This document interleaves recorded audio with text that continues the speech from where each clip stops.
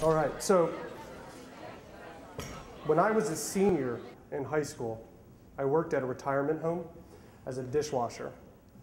And there were these two brothers that worked with me, Dietrich and Dustin. These are the guys that I looked up to. They're both in the military. They both had muscle cars. They both had muscles. They had girls around them at all times. They were the kind of guys you wanted to hang out with, especially as a senior in high school. We got along, we joked around, but we never did anything outside of work until this one night. I remember Dietrich came over to me while we were cleaning up, and he goes, "Hey, I don't know if you're up for anything. My buddy, he's a Marine, he's back in town, and we're gonna have a party." I said, "Dietrich, first thing, I wanna be very clear, I'm 18 years old. The highlight of my week is trying to figure out whose dentures make it back to my dish machine. I am up for literally anything." Second, what time? He says, "People will probably start showing up around midnight." Perfect, 9 o'clock on the dot, I'm at their door. I'm ready to go. I spend the next 90 minutes doing everything in my power to impress these guys. I do beer bongs, keg stands, shots, you name it. I do it all. I try my hardest to show them that I can hang.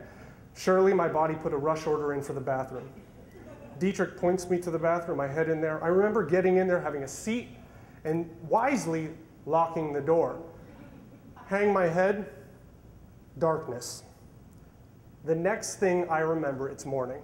And anyone who's ever blacked out knows that moment when you come to is absolutely petrifying. It's foggy. I try to calm myself. I think I'm alive with no obvious injuries, and I'm on a comfy futon. And in my mid-30s, I know that with a wife, 2 90-pound Dobermans, that is a commodity that you shouldn't take for granted.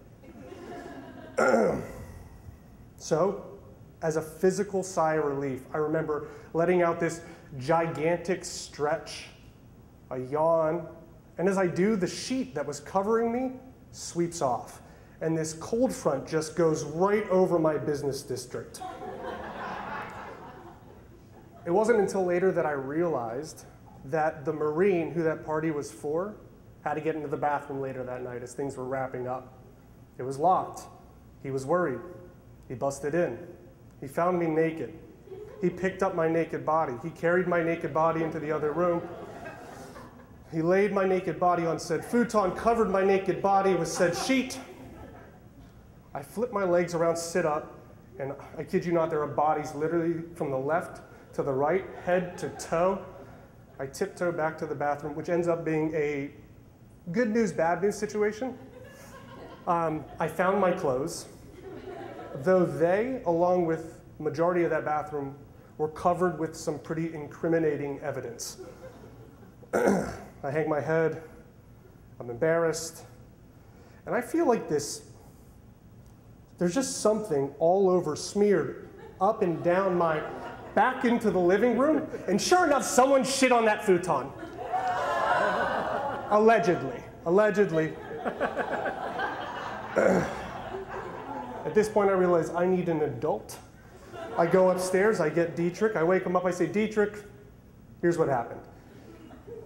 Speechless. He looks at me, he gives me the look, that one that you've all got, of course, that astonished. I invited this 18-year-old over, he puked in my bathroom and shit on my futon look. So we go downstairs, and I remember Dietrich, without hesitation, just tapping on their shoulder, pointing at me, pointing at the futon, tapping on their shoulder, pointing at me, pointing at the futon, and I'm individually locking eyes with every single one of those men, nodding my head, mouthing, "Allegedly."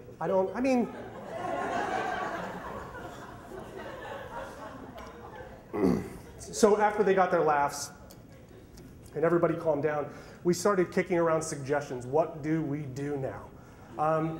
Some positive opinions. We had burn it, scrub it with a toothbrush, vacuum it up.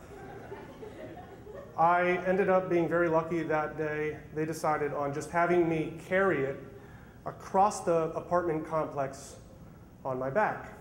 So there I am, 7 a.m., with nothing but a sheet wrapped around my waist, newly deemed futon strapped upon my back,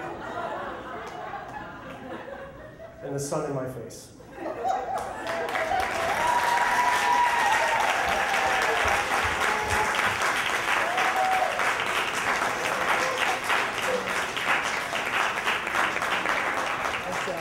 Thanks.